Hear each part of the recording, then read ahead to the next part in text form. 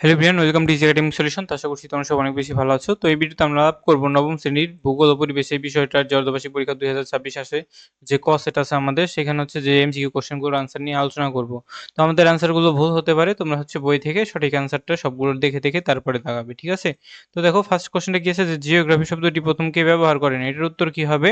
উত্তর হবে গ নাম্বার, অর্থাৎ ইরাটোস্থেনিস, ঠিক আছে।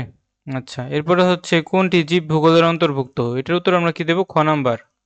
তো খ নাম্বার হবে কি উদ্ভিদ, তারপর হচ্ছে জীবজন্তু। নেক্সট আমার কি আছে, যে পৃথিবী ও এর আদিবাসীদের বর্ণনাই হলো ভূগোল, এই সংজ্ঞাটি কে বলেছেন? এই সংজ্ঞাটি কে বলেছেন? অধ্যাপক ডাডলি স্ট্যাম, ঠিক আছে। তো যে এটা হবে আমাদের উত্তর। এরপরে যুক্তরাষ্ট্রের ওয়াশিংটন ডিসির বিজ্ঞান একাডেমি কত সালে ভূগোলের একটি সংজ্ঞা দিয়েছেন? এটার উত্তর আমাদের কবে হবে? 1965। ভূগোল একদিকে প্রকৃতির বিজ্ঞান, আবার অন্যদিকে কি? অন্যদিকে হচ্ছে 1 আর 3 হবে আমাদের উত্তর। মানে হচ্ছে যে পরিবেশ বিজ্ঞান, সমাজের বিজ্ঞান। পৃথিবীর বিজ্ঞান হলো ভূগোল, এটা কে বলেছেন? পৃথিবীর বিজ্ঞান ভূগোল, এটা বলেছে অধ্যাপক ম্যাকনি, ঠিক আছে। এই যে খ নাম্বার। সূর্যের নিকটতম নক্ষত্র কি? এটার উত্তর কি হবে? যে নক্ষত্র, আচ্ছা এটার উত্তর হবে কি প্রক্সিমা সেন্টোরাই। প্রক্সিমা সেন্টোরাই কোথায়? এই যে আমাদের এটা। বেশিরভাগ উত্তর দেখছি খ নাম্বারে। হচ্ছে কালপুরুষ কি? এটার উত্তর কি হবে? এটা হবে নক্ষত্রমণ্ডল। নক্ষত্রমণ্ডল কোথায়? এই যে এটা খ নাম্বার, এটাও খ। এবার হচ্ছে একটি জ্যোতিষ্কের একটি মাথা ও একটি লেজ আছে, এই জ্যোতিষ্কের নাম কি? এটার উত্তর কি হবে? যে ধূমকেতু। নেক্সট কোশ্চেনটা দেখতে পাচ্ছি যে এখানে হচ্ছে একটা চিত্র আছে। এখানে বলা হয়েছে যে সি গ্রহের উপগ্রহ নিচের কোনটি? তো এইটা হচ্ছে 1 2 3 বুধ শুক্র পৃথিবী, ঠিক আছে। 3 নাম্বার, তো পৃথিবীর উপগ্রহ কি? চাঁদ, এটা তো আমরা সবাই জানি।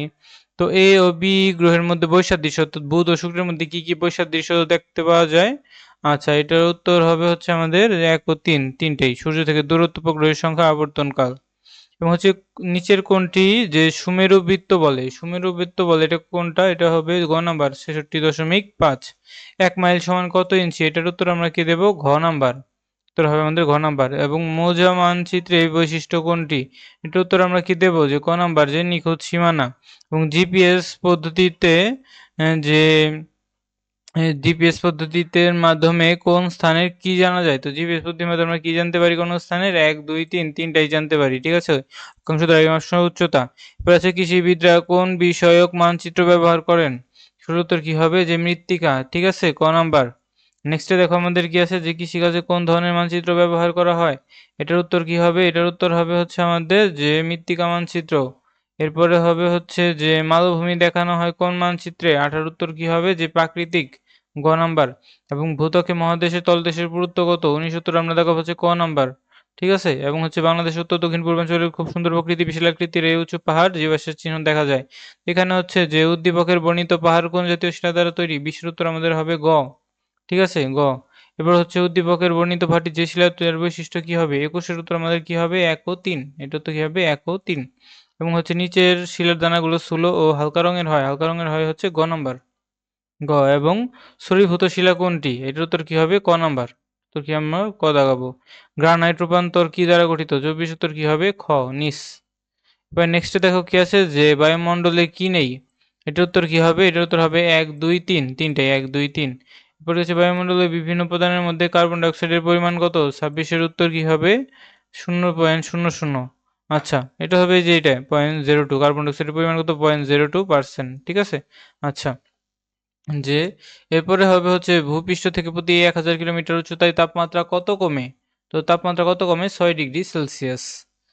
এরপরে আছে যে বেতার তরঙ্গের কোন মাধ্যম মণ্ডলে বাধাপ্রাপ্ত হয়ে পুনরায় ভূপৃষ্ঠে ফিরে আসে? তো 28 উত্তর আমাদের কি হবে? যে আয়নামণ্ডল। ঠিক, এটার উত্তর কি হবে তাহলে আমাদের? আয়নামণ্ডল।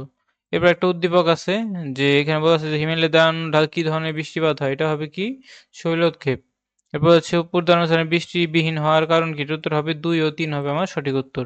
2 ও 3। তো তোমাদের এটা তো যে ভূগোল ও পরিবেশ, তোমাদের যেটা হচ্ছে যে পৌরনীতি, এরপরে হচ্ছে যে বাংলাদেশের ইতিহাস ও বিশ্ব সভ্যতা, এই বিষয়গুলো দরকার, বা কৃষি শিক্ষা, এগুলো যাদের দরকার তারা আমাদের কাছ থেকে বাকি কোর্সগুলো করে নেবে, ঠিক আছে। ধন্যবাদ সবাইকে।